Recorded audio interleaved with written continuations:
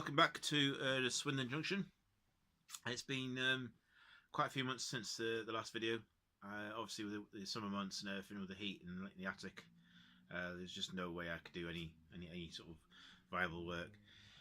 So now it's October, temperature's a lot cooler, so I'm able to get back up here now, have a look around, see what's been damaged, if any damage has occurred. Thankfully there isn't. So the track expansions that I put in last year have obviously helped, so that's good news. So what have I been doing? Well, with the amount of track and effort that's down at the moment, it's quite time consuming clearing the track all the time, getting it all clean and such like, so that the actual trains can move and pick up the electrical contacts. In the past, I've been using the track rubbers. They take a bit of time. They do the job sort of thing, but it's a constant process, and it does take an awful lot of time and effort, especially with the amount of track that I've got in here now. I have 4 lines with a couple of sidings, and then obviously we've got the fuel depot that I've got down here. I'll show you with that in a minute. And we've obviously some more track that I'm looking at putting in for a future sort of larger TMD area. So with that in mind, I started looking around for what could be the best sort of situation with cleaning the track. And basically the best system we could find at the moment is using this thing. It's the Dapple track cleaner. So essentially what this is, there's loads of videos about these, so I'm not going to go into too much detail on them, but basically you have a device underneath here which you can swap out. At the moment it's got the Hoover one in, so there's a little motor in here controlled by a DCC decoder, and you set up to whatever channel you want, and you can then basically run the speed of the motor. It only affects the Hoover attachment, and I find it somewhere. I've probably put them away. Yep, I put them away. Let's have a look. There's also like an abrasive attachment that goes onto it. So something like this. This one's the polishing attachment, but the abrasive one is exactly the same. It just has a different style of pad underneath. So that essentially would go sort of in there, and it'll sit sort of relatively sort of flush sort of thing. So brand new, they're about 80-90 quid. I bought this one off eBay because it was just a little bit cheaper, but it was also supposed to be in a really good condition. So got it out, tried it. The Hoover system works brilliantly. The amount of dust, old stone ballast, bits of nails and plastic and everything else that's been left on the track, it's picked up, and it's worked quite well, really brilliantly. And I've had it running for 30 plus minutes, no issues. When it comes to putting the abrasive pad on, that's a different story. For some reason it only sort of tends to run for about 20 30 seconds at best, then it sort of stops. I've had a look at it a couple of times. It's nothing. It's not catching on anything. It's not catching on the sides. I just think that the motor itself is just, with it being used, is just not powerful enough anymore for whatever reason. I mean, that's my assumption on it. I've contacted Dapple. They referred me to a company called DCC Supplies. That was an email sent to them on the 4th of October, explaining my predicament, what would they suggest, sort of thing. Hadn't heard back from them for about a week, so I phoned them. Again, they're aware that the ticket was there, and she would, the receptionist obviously would speak to their engineer, and they would get back to us. No, it's the 20th of October, and they haven't bothered to get back to us at all. So I'm not going to bother chasing them. I don't have I don't have the gumption to do that sort of thing. So I've given them enough chances, and they're quite clear. If they don't want the work, that's fine. I'll do it myself. So in that end, I'll go and buy a replacement motor, and there's a small, I think it's like a rectifier chip or something. It's a couple of quid that goes with that motor, so I'm just going to buy that, and I'll put them in myself. So I'll probably do that at the end of the month, and hopefully we'll have a track cleaner that will actually start doing its job properly. If it doesn't, I might have to bite the bullet and see if I can get one of these for Christmas. At least it'll have a warranty. So that's that little thing. So it's in progress. We've still got to use the track rubbers, so can't get any worse, I suppose. Moving on for the feature then. So let me see if I can try and get this turned around. There we go. So not an awful lot's happened, obviously. However, we have got the old yard in place, and I think I did put a video on to show that I have actually put the lights in as well now. So you can see the lights in there. All the micro LED lights. They're fantastic. Really good bit of kit to use. Just got to be careful on the wiring, and you have to put a resistor in line so that you don't over voltage the LEDs, because they only take a small amount. Those that you are electrically minded, you probably know a bit more than I do. So if I've mentioned anything incorrectly, then that's fine. So they can just comments are good, but just one or two. Anyway, moving on from that. So as the layout is at the moment, so we've got our two main lines here, and we've got the two upper lines.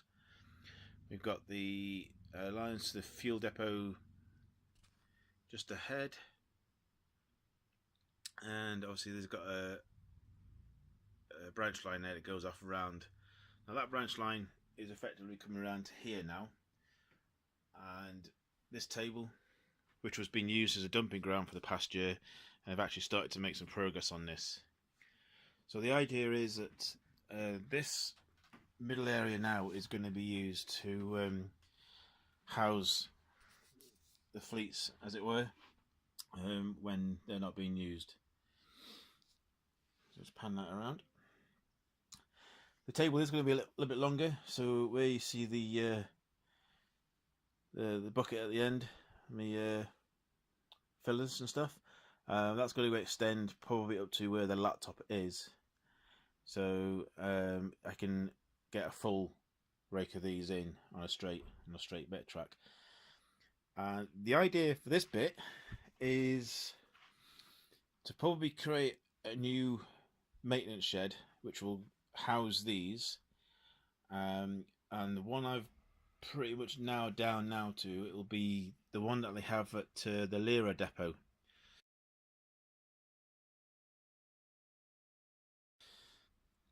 Down south of Devon area. It's quite a big building, but I think it should just fit in here quite perfect, so I might do a bit of tweaking here and there, but that's essentially what I'm going to do. So there's going to be, obviously I've got 3 tracks here at the moment, there's going to be 4 tracks going into the maintenance depot or into the maintenance building, and then these tracks here, they're probably going to be like outside storage, and I'll probably have maybe another 3 or 4 lines dotted around here somewhere. So that's basically that, and obviously with this, then I'm going to put overhead lighting gantries, probably every 300mm in length going down, and some bits and pieces in between. So that's the plan for that area. The back end over there, I still haven't decided yet. I've obviously built that viaduct, but I'm not too sure whether I'm going to use it or not. Then obviously coming back over to the main bit, which is the Swindon Station building. That just needs to be completed. So again, I need to finish this off. So right down there for a sec. So the front half is pretty much done. I've just got a bit of guttering and some of the plastic windows to be inserted, and then obviously this will be the main part I can concentrate on, which will be just at the end bit here. That's the old cargo access to the platform, like a lift system and stuff like that. And I think there's going to be like a waiting room stuff at the rear end, so there'll be a cutout there, put some glass work in, finish off the other side, get it all painted up, and then eventually we'll get some lights in it. So I'm hoping to possibly get this done. I'd like to say Christmas, but realistically, I'm hoping to try and get this done by spring next year. So April time, I reckon, we'll have this building finished, lit up, with all the stanchions inside, and then obviously the people and bits and pieces. And it's the little things you add in, like if you can see it there, little signage. Obviously the other one's on the floor, but I'll mount that somewhere. But the little signage, things like that, yeah, they all add up to the effect. And then once we're done with that, we'll move on to the rear. That'll be platform 4, I think it is. Where that toolbox is where the big building's going to go. So we scale up a representative building that'll sit in there, and then just basically tidy up that edge. Now the space behind, I'm going to leave for possibly raising the track onto the next level. I'm still not 100% yet as to when or where I'm going to do that, but the idea is basically we'll have a second row of track coming around. Obviously this building has been like this for a while. I will get around to it. I have got the roof made up and everything. I just need to finish off the front, put a couple of doors and windows in, some signage, and we'll get that finished off. So there's a fair bit of work which should keep me going for the next few months. This area you might see will change. Obviously this foam bit here, I'm going to take this out. That's no longer needed now. The idea for that, I've decided not to go ahead. So that's basically that for now. Sorry, it's a bit short and doesn't really show an awful lot of what's going on. Mainly because obviously with the summer and everything else. But there's just one new addition I'd like to show you, and that was this thing here. Nope, my finger's in the way. So I bought this one off eBay. It's the analog version. I would say they were quite rare because I've only ever seen one other on eBay. And then once I bought this one, and I had this and 2 coaches, a flurry of others started to pair up, which was typical, but obviously all analog. So the idea of these is I'll be buying the PCB boards to go inside, so for the drive and the dummy, get them DCC'd. We'll put the Black Cat technology LED strip lights into there, and at some stage we'll also get the sound going on it as well. So that's quite a good find, along with, let's see if we can get us along with that one there, which is the second variant. And obviously we've got the third variant there. There is one other that I'm keeping my eye on, and obviously there's the old original livery, the is it Swallow livery. I'm keeping an eye on that one as well. So that's basically it for now. Hope you enjoyed what you've seen, and if you stay tuned with us for the next few months, hopefully now you'll start seeing some improvements and some more building work. Yeah, let's see how it goes. By all means, if you got any comments or tips on like the buildings and stuff like that I'm going to be putting up in the next few months, yard lighting, the signal stanchions, if you know of any good places that sell some really good